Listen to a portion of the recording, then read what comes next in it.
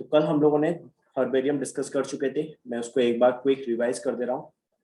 Herbarium जो हमने कल पढ़ा था, दैट इज, मैंने आपको एक सिंपल सी चीज समझाई थी कि आपका जो हर्बेरियम होता है, ये herbarium that is a collection of dry parts of plant. इसमें हम लोग प्लांट्स के जो पार्ट्स होते हैं, उनके लीव्स, उनके फ्लावर्स, इनको हम लोग प्रिजर्व करते हैं, इन सभी को हम लोग कलेक्ट कर देते हैं, राइट। एंड मैंने आपको ये भी चीज समझा दी थी कि नीट में जो क्वेश्चन पुटअप होता है इसमें से, दैट इज, इसका साइज सबसे इंपॉर्टेंट है, दैट इज वेरी इंपॉर्टेंट, जो आपसे पूछा जाता है। बट आपको जब क्वेश्चन पुटअप किया जाए तो ये जरूर ध्यान रखें कि साइज जो पूछ रहे हैं, ये साइज आपका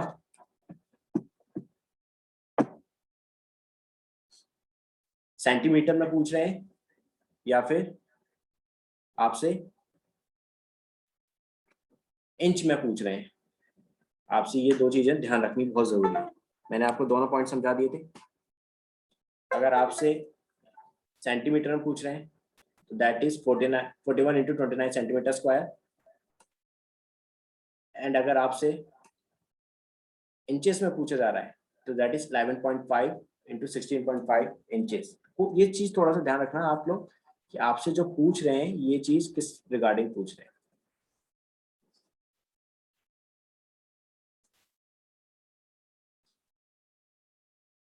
नाउ इसके बाद मैंने इसमें प्रोसेस बताई थी आप लोगों को, that is collection, dry, poisoning, mounting, stitching and labelling, and last that is your submission, that is deposition.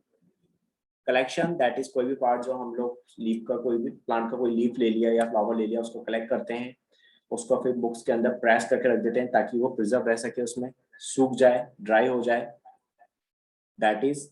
And then उसके बाद पॉइजनिंग, पॉइजनिंग का मीन्स मर्करी क्लोराइड जो है उसके संग ट्रीट कराते हैं। सो आपका जो पार्ट है प्लांट का, उसमें किसी भी तरह का कोई फंगल इन्फेक्ट, कोई भी तरह का माइक्रोब इन्फेक्शन ना हो, कोई बैक्टीरिया, कोई फंगजाई, कोई भी चीज उसमें इन्फेक्शन ना करे जिससे कि वो खराब ना हो पार्ट।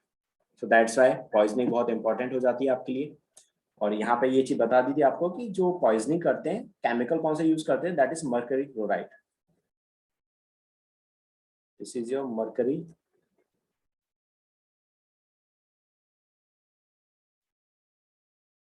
क्लोराइड।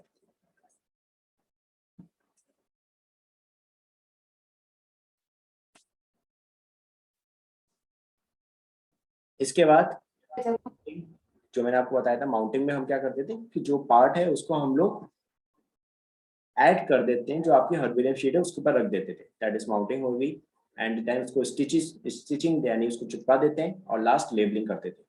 ये सारे कॉमन पॉइंट्स थे जो मैंने आपको समझाए थे। लेबलिंग में हम लोग name of collector, location, date of collection, classification और कैरेक्टरिस्टिक्स है, ये चीजें हम लोग मेंशन करते ही करते हैं। And that is last deposition. मैंने यहाँ पे एक हर्बेरियम शीट की फोटो लगा रखी है आपको, ताकि आपको ज्यादा इजीली समझ में आ सके। आप सभी को ये पिक्चर शेयर हो रही है, राइट? Yes sir. आप सभी को ये पिक्चर इजीली दिख रही होगी। ये जो पार्ट हम देख रहे हैं दैट इज ड्राई लीव्स। ये किसी प्लांट की हमने ड्राई लीफ ली थी, उसको हमने ड्राई कैसे किया, एज यू नो, उसको हमने बुक में या किसी कॉपी के अंदर रख दिया काफी टाइम तक, उससे आप ये पूरा पूरा पार्ट आप देख रहे हैं ड्राई हो चुका है। इसको हमने इस हर्बेरियम शीट के ऊपर चिपका दिया है, that's a original herbarium sheet. हमेशा हर्बेरियम शीट के जो पेजेस होते हैं वो इसी तरह से ही होते हैं। उसमें ये पोर्शन होता है, आप देख रहे होंगे, दिस इज, यहाँ पे आपको पूरी डिटेलिंग लिखनी पड़ती है, you have to discuss about the details. अब आपको और इजीली दिख रहा होगा, लाइक जैसे कि सीरियल नंबर आप देख रहे हैं। सीरियल नंबर इज नॉट कोई आपके लिए कोई अलग सी चीज नहीं है, ये जस्ट पेज नंबर है। इससे पहले और भी कुछ पार्ट्स होंगे, कोई भी और डिफरेंट डिफरेंट प्लांट्स के हमने पार्ट्स इसमें लगा रखे होंगे, तो ये this is just a page number. अब मैंने आपको बताया था कि क्लासिफिकेशन लिखते हैं, तो क्लासिफिकेशन में देखो आप, family is very important, genus is very important, and species. ये तीन चीजें तो मेंशन करते ही करते हैं, you don't need to classified everything. आपको किंगडम, डिवीजन, उसके बाद आपको उसका क्लास, ऑर्डर, ये जरूरी नहीं है कि ये सब चीजें आप मेंशन करें। आपको केवल लास्ट की तीन कैटेगरीज का ध्यान रखना होता है, फैमिली, जीनस एंड स्पीसीज। ये तीन चीजें आपको मेंशन करनी होती है। इसके अलावा आपको उसका हैबिट लिखना पड़ता है। हैबिट मीन्स वो कैसा है, आपका हर्ब है, श्रब है या ट्री है। आपको मैं एक बार बता देता हूँ, हर्ब्स का मतलब होता है 3 तरह के प्लांट्स होते हैं, 3 तरह की कैटेगरी होती थी। एक ट्रीज, नाम से समझ में आ रहा होगा, बड़े प्लांट्स होते हैं। उसके बाद आपके आते हैं दैट इज हर्ब्स, हर्ब्स और श्रब्स। हर्ब्स सबसे छोटे प्लांट्स होते हैं, आपने बहुत छोटे छोटे प्लांट्स देखे होंगे, लाइक टमाटर का देखें अगर आप प्लांट, ठीक है, आप छोटे छोटे फ्लावरिंग प्लांट्स को देखें, तो ये सब क्या है, हर्ब्स हैं, छोटे छोटे प्लांट्स हैं। और दूसरे आते हैं श्रब्स, जो इनसे थोड़े बड़े होते हैं, दैट इज बुशेस, झाड़ियां। अगर आप देखें तो लाइक जैसे रोज हो गया, आपने देखा होगा, ठीक है, वो बुश है, वो एक झाड़ी है। तो इस कैटेगरी के जो प्लांट्स होते हैं, झाड़ियां जो होती हैं, that is comes into your shrub. और इनसे जो छोटे छोटे प्लांट्स होते हैं, जैसे मैंने एग्जांपल दिया आपको, जैसे धनिया देख लें आप, ठीक है, लेडी फिंगर, या फिर जैसे अभी टमाटर का नाम लिया, ये छोटे छोटे प्लांट्स है, that is comes into your herbs. और ट्रीज जो काफी बड़े होते हैं, आप सभी को समझ में आते हैं। तो आप हैबिट लिख देंगे इसमें, ये मेंशन पहले से रहता है, आपको इसके आगे बस लिखना होता है। हैबिट मीन्स क्या है, हर्ब है, श्रब है, ट्री है, किसका पार्ट था ये, वो आपने यहाँ लिख दिया। फ्लावर का कलर क्या है, उसमें जो फ्लावर आते हैं, तो अगर फ्लावर आते हैं तो उसका क्या कलर है वो मेंशन कर दीजिए। देन इसके बाद कोई यूज है उसके, तो वो आप मेंशन कर सकते हैं, ठीक, अगर है तो। नहीं है कोई इशू नहीं है, आप ये चीजें स्किप कर सकते हैं। लेकिन आपको उसमें कुछ चीजें मेंशन करनी होती है, जैसे लोकेलिटी मीन्स लोकेशन क्या आती है, कहाँ से आपने वो प्लांट को लिया था, उस प्लांट के पार्ट को लिया था, तो वो लोकेलिटी आप लिखेंगे। किसने कलेक्ट किया, आपका नाम मैंने कल बताया था, नेम ऑफ कलेक्टर, वो भी आप लिखेंगे, दैट इज किसने, आप अपना नाम मेंशन करेंगे। किस डेट को लिया, वो डेट मेंशन करेंगे। So these are the main thing, like family, genus, species, then इसके बाद कलेक्टेड बाय एंड डेट। ये चीजें तो आपको मेंशन करनी ही करनी है। Rest thing you can skip, आप छोड़ सकते हैं। हैबिट आप चाहें तो लिख सकते हैं, नहीं चाहें तो आप स्किप कर सकते हैं, एज यू विश। बट ये बाकी जो मैंने आपको बताया, ये ऑब्लिगेट्स पॉइंट है, यानी स्ट्रिक्टली आपको इनके बारे में लिखना होगा। सो दिस इज योर हर्बेरियम। कुछ आइडिया हुआ बेटा, आप समझ में आया हर्बेरियम कैसी होती है आपकी?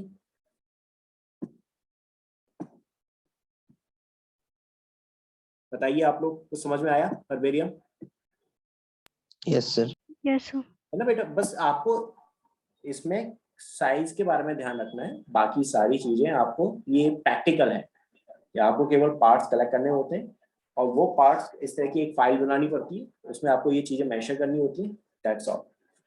और लास्ट में आपको सबमिट करनी है। पॉइजनिंग के बारे में जैसे इसमें लिखा हुआ है ना कि मर्क्यूरी क्लोराइड यूज करते हैं, तो पॉइजनिंग जो है ये वाली चीज थ्योरी में दैट इज इंपॉर्टेंट, कि वहां पे आपको याद रखना होता है कि कौन सा पॉइजन हम किसको हम यूज कर रहे हैं पॉइजनिंग में, मर्क्यूरी क्लोराइड को। लेकिन अगर आप प्रैक्टिकल करते हैं ना, जब ये हर्बेरियम शीट बना रहे होते हैं, तो जरूरी नहीं कि मर्क्यूरी क्लोराइड आप लोग यूज करें, घर में कहाँ होता है मर्क्यूरी क्लोराइड। सो आप केवल उन चीजों को, पार्ट्स को केवल अपनी बुक्स में रख लीजिए, विद फॉर मंथ, कुछ महीने के लिए, 1 मंथ के लिए मोस्टली, 1 महीने के अंदर वो सारे पार्ट सूख जाएंगे, एंड देन इस तरह से आप उनको स्टिक कर दीजिए, चिपका दीजिए, दैट्स ऑल। सो कल हम लोगों ने ये हर्बेरियम कंप्लीट करा था। नाउ अब हम बात करेंगे इसके नेक्स्ट पार्ट,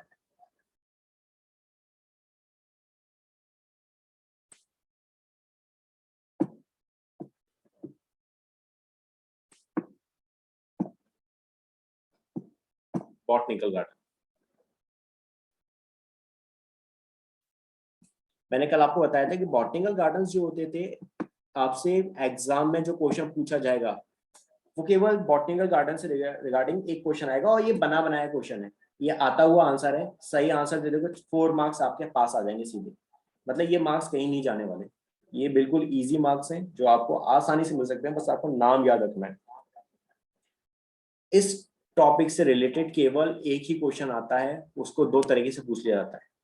बस ये पूछा जाएगा कि कौन सा सबसे बड़ा बॉटनिकल गार्डन है वर्ल्ड में, अगर वर्ल्ड में पूछ रहा है तो that is royal botanical garden, जो क्यू में है।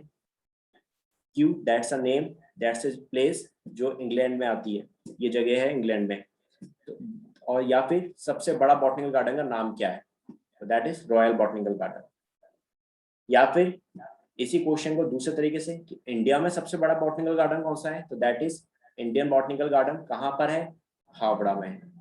या फिर इंडिया में सबसे बड़ा बॉटनिकल गार्डन कौन सा है, तो आपको 4 नाम दे देंगे, 4 ऑप्शन दे दिए, दैट इज आपको याद रखना है इंडियन बॉटनिकल गार्डन।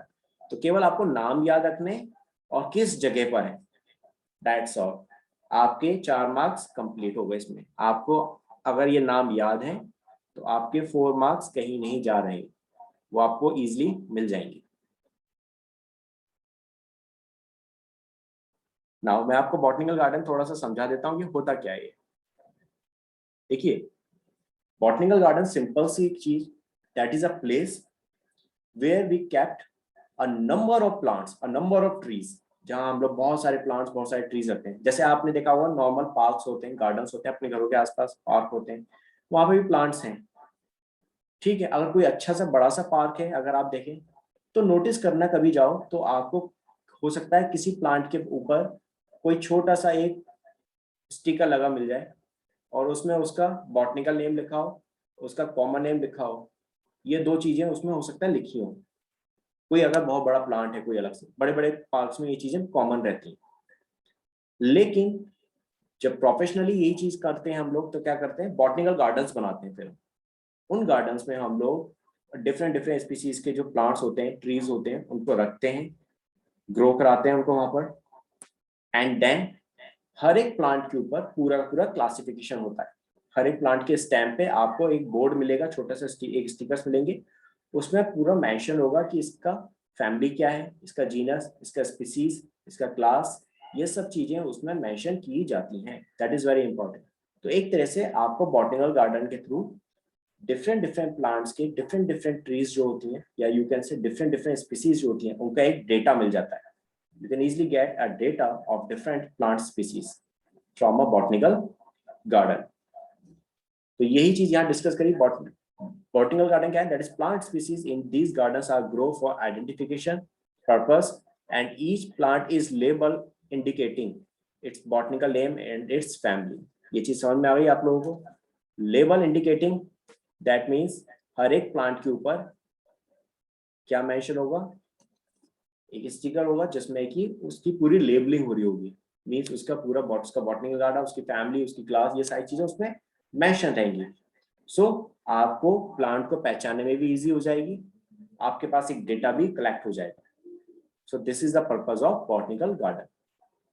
हमने 2 बॉटनिकल गार्डन आपको अभी डिस्कस करके बताया, दैट इज जो आपको याद रखने ही रखने हैं। एनी हाउ ये 2 नाम याद रखने, आपको ये नाम याद है, आपके मार्क्स कंफर्म है, 4 मार्क्स आ जाएंगे आराम से, कहीं नहीं जा रहे। फिर ये एक royal botanical garden, that is Q place का नाम, और ये इंग्लैंड में है।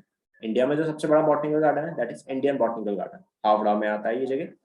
इसके अलावा और जो बॉटनिकल गार्डन है तो that is national botanical research institute Lucknow में। आपने नाम सुना होगा FRI फॉरेस्ट रिसर्च इंस्टीट्यूट, ये देहरादून में है। एंड लियोर बॉटनिकल गार्डन दार्जिलिंग में। ये भी मेन बॉटनिकल गार्डन है इंडिया के, लेकिन सबसे बड़ा Indian botanical garden that is in Howrah. So this is about your botanical garden. इसमें भी कुछ नहीं है, बस ये आपको 2 नाम याद रखने हैं। आपसे यही क्वेश्चन पुट अप होंगे, इसके अलावा कोई क्वेश्चन इससे अलग से नहीं आएगा। After that now we will discuss about zoological park. zoological park को इतना इंपॉर्टेंट नहीं होता बिकॉज इसमें से क्वेश्चन नहीं पूछा जाता। जैसे हम बॉटनिकल गार्डन्स में प्लांट्स को प्रिजर्व कर रहे हैं, प्लांट्स को रख रहे हैं संभाल के, वैसे ही जूलॉजिकल पार्क्स होते हैं जहाँ पे एनिमल्स को रखते हैं संभाल के। लाइक जैसे जू, आपने देखा होगा जू हो गया, ठीक है, या वाइल्ड लाइफ सेंचुरीज हो गई हैं। तो वहां आप क्या कर रहे हैं, एनिमल्स स्पीसीज को प्रोटेक्ट कर रहे हैं, एक प्रोटेक्टेड एनवायरनमेंट में रख रहे हैं ताकि कोई स्पीसीज खत्म ना हो। सो यही चीज जूलॉजिकल पार्क में होती है कि आप वहां पे डिफरेंट डिफरेंट एनिमल्स स्पीसीज को प्रोटेक्ट करके रख रहे हैं। और यहाँ हमारे जैसे दिल्ली में एक एग्जांपल दे दिया मैंने, दिल्ली में है नेशनल जूलॉजिकल पार्क, बस इसमें से कुछ नहीं पूछा जाएगा। अब आता था आपका एक और इम्पोर्टेंट जिसमें से क्वेश्चन आता है। देखो टैक्सोनॉमिकल एड्स में से अगर क्वेश्चन पुट किया जाता है तो 3 पॉइंट सबसे इंपॉर्टेंट है, एक हर्बेरियम, एक बॉटनिकल गार्डन और एक म्यूजियम। इन 3 में से क्वेश्चंस के सबसे ज्यादा आने के चांसेस होते हैं, यही सबसे ज्यादा पूछे जाते हैं।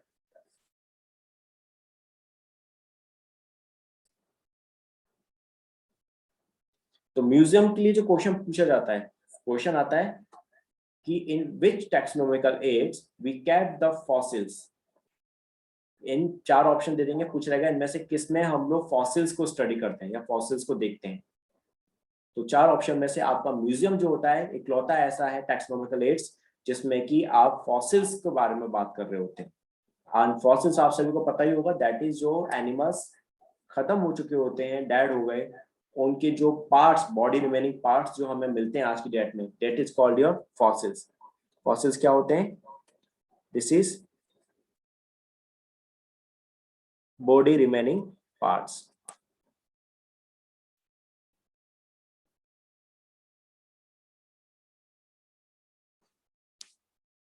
तो आपका कोई भी एनिमल है जो पहले एग्जिस्ट करता था लेकिन आज की डेट में वो एग्जिस्ट नहीं करता, अगर उसका कोई भी बॉडी का पार्ट आज की डेट में अगर हमें मिलता है तो that is considered as a fossil, और उस फॉसिल्स को हम लोग म्यूजियम में रखते हैं।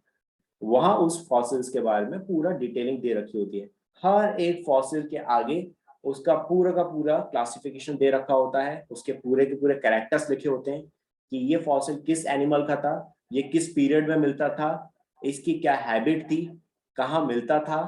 ये सारी डिस्कशन एक म्यूजियम के अंदर हर एक फॉसिल के बारे में दिया जाता है। So with the help of these fossils आप पुराने टाइम पे जो एनिमल्स मिलते थे या कोई भी जो स्पीसीज मिलती थी उनके बारे में इजीली पता लगा सकते हैं। So that is your museum जहाँ फॉसिल्स को रखा जाएगा। एंड इंडिया में जो फॉसिल मतलब बहुत सारे म्यूजियम से, लेकिन उनमें से जो मेन म्यूजियम है that is national museum of natural history. ये आपका न्यू दिल्ली में है। नाम नहीं पूछा जाता, केवल यही क्वेश्चन पूछा जाता है जो मैंने बताया कि किसमें फॉसिल्स रखे जाते हैं। तो दैट इज योर फॉसिल्स जो रखे जाएंगे दैट इज इन म्यूजियम्स। अब आ जाते हैं नाउ की। ये आपसे स्कूल के एग्जाम में पूछा जा सकता है, लेकिन आज की डेट में टैक्सोनॉमिकल एड्स हट चुके हैं तो इसके चांसेस भी अब नहीं है। लेकिन आपको समझ में आना चाहिए की होती क्या है। की आपने अगर देखा हो, छोटी सी बुकलेट होती है, दैट्स अ पॉकेट बुक। जैसे बुक्स आपने देखा होगा एग्जाम्स में पढ़ने के लिए बहुत बार छोटी छोटी बुक्स आती हैं, सेम यही की होती है। एनिमल्स के लिए और प्लांट्स के लिए अलग अलग होती है की, जिसके थ्रू आप इजिली प्लांट और एनिमल्स के बारे में पता लगा सकते थे, उनके कैरेक्टर्स, उनकी पूरी डिटेल्स आप पढ़ सकते थे। की के अंदर क्या करते हैं हम लोग, इस बुक के अंदर क्या होता है एक्चुअल में, कि यहाँ पे आपके कॉन्ट्रास्टिंग कैरेक्टर्स होते हैं। कॉन्ट्रास्टिंग कैरेक्टर्स समझ में आते हैं बेटा आप लोगों को? Do you understand contrasting characters? मैंने यहाँ लिख रखे हैं, these are the opposite characters. 10th class में आपने हेरिडिटी एंड एवोल्यूशन चैप्टर पढ़ा था, बताइए।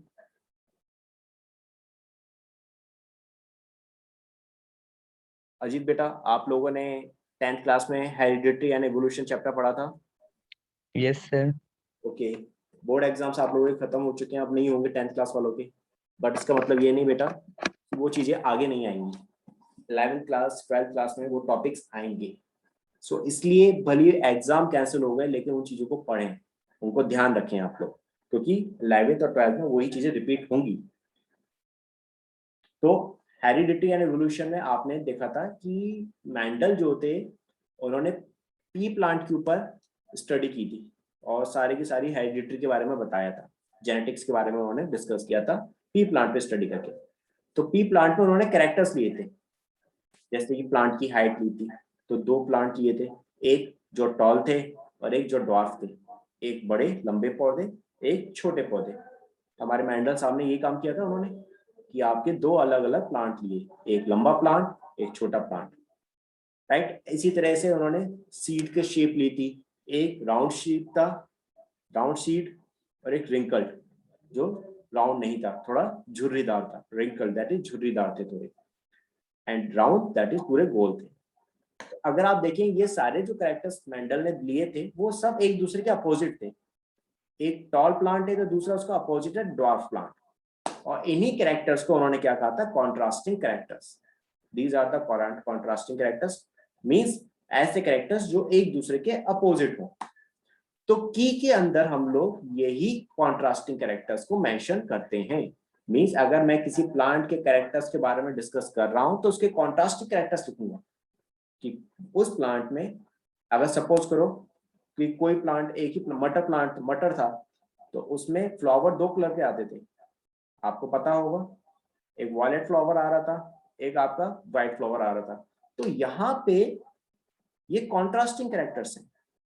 तो व्हेन वी डिस्कस अबाउट की, इसमें जब हम किसी कैरेक्टर्स के बारे में बात करेंगे तो वो कैरेक्टर्स हमेशा कैसे होंगे, कॉन्ट्रास्टिंग होंगे, एक दूसरे के अपोजिट होंगे। और इन कैरेक्टर्स को हम लोग हमेशा पेयर में लिखते हैं, so that's why they are called couplet. Couplet समझ में आए? बताइए, मैं और थोड़ा इजी करके समझाता हूँ। जैसे पी प्लांट था,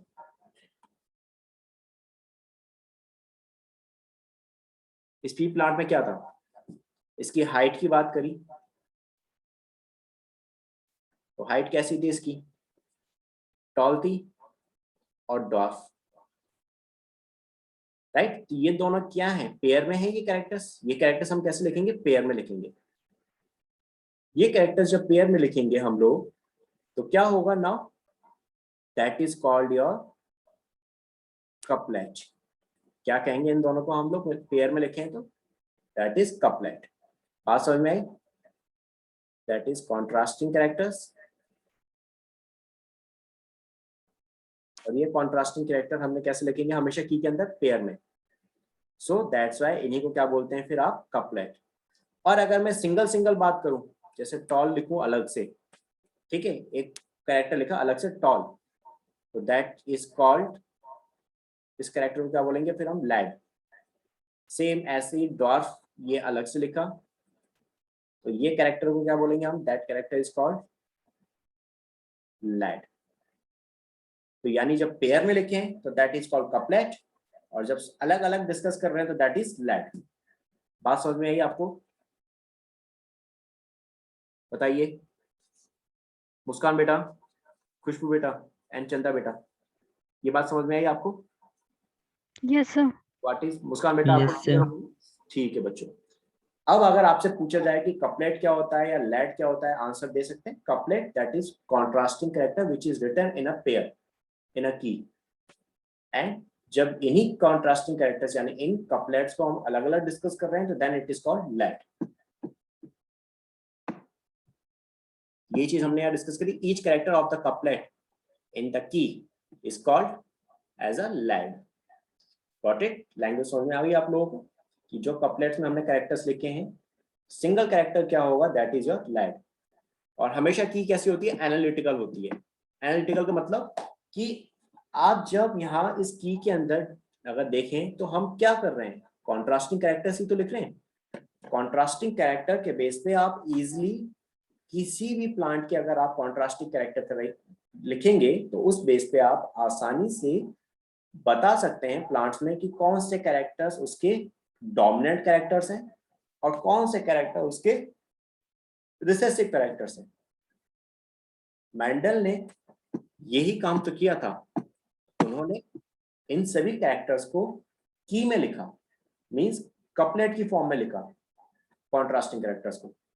तो कपलेट फॉर्म में लिखने पर उन्होंने उनके सामने पूरा पूरा एनालिटिकल डेटा आ गया, जिसके बेस में उन्होंने इजीली बता दिया कि पी प्लांट के अंदर ये डोमिनेंट कैरेक्टर्स है और ये रिसेसिव कैरेक्टर्स है। जब ये डोमिनेंट और रिसेसिव कैरेक्टर साथ में आएंगे तो केवल डोमिनेंट कैरेक्टर ही शो होगा, रिसेसिव कैरेक्टर शो नहीं होता।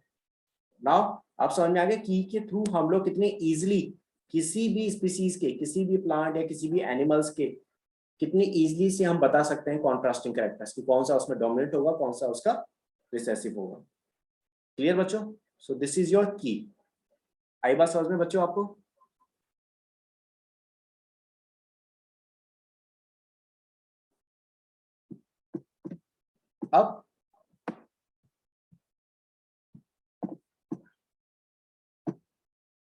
अब बात करते हैं नेक्स्ट टॉपिक आपका, that is manuals, monograph, catalogue और फ्लोरा। ये केवल इंट्रोडक्शन है, इनमें से क्वेश्चन नहीं आता। पहली चीज तो ये सिर्फ इंट्रोडक्शन है, आपको केवल ध्यान रखना है कि ये चीजें होती हैं कुछ ऐसी भी। फ्लोरा आपने नाम सुन रखे होंगे, एक होता है फ्लोरा, एक होता है Fiona. Fiona that is for animals, animal के लिए यूज किया जाता है ये नाम, और फ्लोरा जो होता है वो प्लांट्स के लिए यूज किया जाता है। तो फ्लोरा में क्या करते हैं हम लोग, रीजनल प्लांट्स की स्टडी करते हैं। रीजनल प्लांट्स समझ में आते होंगे, आपको पता होगा आप जहाँ रहते हैं वहां पे हो सकता है उस एरिया के आसपास या उस सिटी में या उस सिटी के आसपास के एरियाज में कुछ ऐसे प्लांट्स होंगे जो केवल उसी एरिया में मिलेंगे और कहीं नहीं मिलेंगे, राइट। हर एक एरिया में, हर एक लोकेशंस में कुछ ना कुछ स्पेसिफिक प्लांट्स होते थे, कुछ ना कुछ रीजनल प्लांट्स होते हैं। तो उन्हीं रीजनल प्लांट्स की जब हम स्टडी करते हैं तो that is comes into flora. Flora book होती है, that's a book in which the complete description of regional plants are given. जितने रीजनल प्लांट्स हैं उन सभी का डिस्क्रिप्शन दे रखा होता है। अब जैसे देवदार प्लांट्स हैं, देवदार के जो पेड़ होते हैं वो हिमालय में मिलते हैं, पहाड़ों में मिलेंगे, कभी फील्ड में नहीं मिलेंगे। लाइक आपकी तरफ, आपके रीजन्स में, या अगर मैं मैं मेरी तरफ के रीजन्स में नहीं मिलेंगे, राइट। दिल्ली की बात करेंगे तो वहां देवदार नहीं मिलेगा। देवदार कहाँ मिलेगा? That is in Himalayas. तो वो रीजनल प्लांट है, तो उसकी स्टडी जो होगी उसके बारे में जो दे रखा होगा वो किसमें दे रखा होगा? फ्लोरा में। तो दिस इज फ्लोरा, समझ में आ गया आपको, जिसमें रीजनल प्लांट्स के बारे में बताया जाता है। ऐसे ही एक और होते हैं मैनुअल्स। मैनुअल्स में भी आप क्या करते हैं, किसी पर्टिकुलर एरिया के जो प्लांट्स होते हैं उसी के बारे में बात करते हैं। अब जैसे कि फॉर एग्जांपल अगर मैं बात करूं देवदार, तो देवदार के प्लांट्स जो होंगे, पेड़ जो होंगे, आपको ज्यादातर कश्मीर, उत्तराखंड, हिमाचल इधर मिलेंगे, राइट। लेकिन अगर मैं हिमालय में और ऊपर की तरफ जाऊं जहां पर बर्फ पड़ती हो पूरे साल, तो वहां आपको हिमालय में देवदार के प्लांट नहीं मिलेंगे। तो दैट इज, देवदार भी जो मिलेंगे एक पर्टिकुलर एरिया में मिलेंगे। अगर हम सेब की बात करें तो वो एक पर्टिकुलर एरिया में मिलेगा। तो जिस पर्टिकुलर एरिया के अंदर वो स्पीसीज मिल रही है, उस स्पीसीज का डिस्क्रिप्शन हम कहाँ करते हैं? मैनुअल्स में करते हैं। फ्लोरा में तो आसपास के एरिया के प्लांट्स की भी हम डिस्कशन कर सकते हैं। जैसे आप सहरसा से हैं तो सहरसा के आसपास का जो रीजन होगा वहां पे जो कोई स्पीसीज मिल रही होगी प्लांट का, वो हम फ्लोरा में भी डिस्कस कर सकते हैं। लेकिन सहरसा में कोई पर्टिकुलर जगह पर कोई एक स्पीसीज ऐसी हो प्लांट की जो कहीं ना मिल रही हो, तो उसके बारे में जो डिस्कशन होगा वो कहाँ होगा? मैनुअल्स में होगा। तो that is a difference between flora and manuals. Manual में एक पर्टिकुलर एरिया होगा, स्पेसिफिक एरिया होगा, लेकिन जिस आपके फ्लोरा में क्या होगा, जो प्लांट्स होंगे, जो स्पेशली स्पेसिफिक प्लांट्स होंगे जो एक पर्टिकुलर एरिया में मिल रहे हैं, उसके आसपास के एरिया के भी बारे में भी हम डिस्कस कर सकते हैं। ओवरऑल डिस्कशन होगा एक तरह से, और मैनुअल्स में बिल्कुल point two point. Now monograph. तो मोनोग्राफ में हम टैक्सॉन के बारे में बात करते हैं। आपको याद हो मैंने जब आपको हिरार्की समझाई थी तो मैंने बताया था हिरार्की में जो कैटेगरी होती है, हर एक कैटेगरी एक स्पेसिफिक टैक्सॉन को रिप्रेजेंट करती है। जैसे किंगडम जो कैटेगरी है, तो उसका जो टैक्सॉन है दैट इज, टैक्सॉन क्या है? एनिमेलिया या प्लांटी। अगर प्लांट है तो प्लांटी, एनिमल्स है तो एनिमेलिया। तो each category will discuss a specific taxon, या that will represent a specific taxon. और इजी वे में अगर हमें समझना है तो कैटेगरी, जब भी आप क्लासिफिकेशन लिखेंगे, जब भी आप हिरार्की लिखेंगे, तो हिरार्की हमेशा आपके लेफ्ट हैंड साइड पर होगी, उसमें कैटेगरी आपकी लेफ्ट हैंड साइड पर है, और राइट हैंड साइड पर आप क्या लिखेंगे? सारा का सारा टैक्सॉन लिख रहे हैं। Clear now? तो टैक्सॉन की जो इंफॉर्मेशन मिलेंगी वो आपको मोनोग्राफ में मिलती है। That's a book which have a information of taxon. And last catalogue. Catalogue में प्लांट्स के बारे में ही डिस्कशन हो रहा होगा, एनिमल्स के बारे में डिस्कशन हो रहा होगा, सभी के बारे में इसमें डिस्कशन करते हैं अल्फाबेट के बेस पे। यानी जो प्लांट्स का नाम ए से शुरू हो रहा है उनको पहले रखेंगे, फिर बी से नाम जो शुरू होगा उनको, देन सी, देन डी, यानी अल्फाबेटिकली आपको हर एक प्लांट की या हर एक एनिमल्स का डिस्क्रिप्शन मिलेगा, लाइक अ डिक्शनरी। जैसे डिक्शनरी में आपको अल्फाबेटिकली सभी वर्ड्स का मीनिंग पता चलता है, वैसे कैटलॉग में होता है। तो ये सिर्फ इंफॉर्मेशन के लिए थी, अलग से नोट्स थे। आपको केवल जो मेन चीज इसमें याद रखनी है टैक्सोनॉमिकल एड्स में, herbarium, then botanical gardens, museum, ये चीजें आपको ध्यान रखनी होती है। आपको की के बारे में केवल कपलेट और की लैड, इन दो को थोड़ा ध्यान रखना होता है। कपलेट्स क्या है? दैट इज कॉन्ट्रास्टिंग कैरेक्टर्स है जो एक साथ पेयर में लिखे होते हैं, और यही हर एक कैरेक्टर जो सिंगल जो कैरेक्टर होता है that is called your lead. So this is all about your chapter आप एक बार उसको वापस से रीड आउट करना, अगर इन एनी केस कोई डाउट आए तो आप मुझसे पूछ सकते हैं in next class. Okay, now अब हम लोग नेक्स्ट चैप्टर स्टार्ट कर रहे हैं, that is biological classification. Biological classification बहुत इंपॉर्टेंट चैप्टर है, ये चीज आप ध्यान रख के चलना। अगर इस चैप्टर को अगर आप समझ नहीं पाए तो आप पूरी बायो नहीं समझ पाएंगे। बायोलॉजिकल क्लासिफिकेशन इतना इंपॉर्टेंट है, सिर्फ 11th ही नहीं 12th भी, बिकॉज ये बेस है बायोलॉजिकल क्लासिफिकेशन। इसमें सभी जो किंगडम्स हैं उनसे उनका डिस्क्रिप्शन है। So like Monera, then Protista, Fungi, Plantae और एनिमेलिया। प्लांटी और एनिमेलिया के लिए अलग से चैप्टर दे रखे हैं, लेकिन ये तीन जो आपके किंगडम्स हैं, Monera, protista, fungi, that is very important. आपको इस चैप्टर को अच्छे से समझना है, हम इसको आराम से पढ़ते हुए चलेंगे सो आप लोग इजीली समझ सकें। एंड कोई भी प्रॉब्लम आए तो आप मुझसे पूछ सकते हैं। बस ये चीज जरूर ध्यान रखना है कि ये चैप्टर बहुत इंपॉर्टेंट है बायो का। ये समझ लीजिए पूरा का पूरा समरी इसी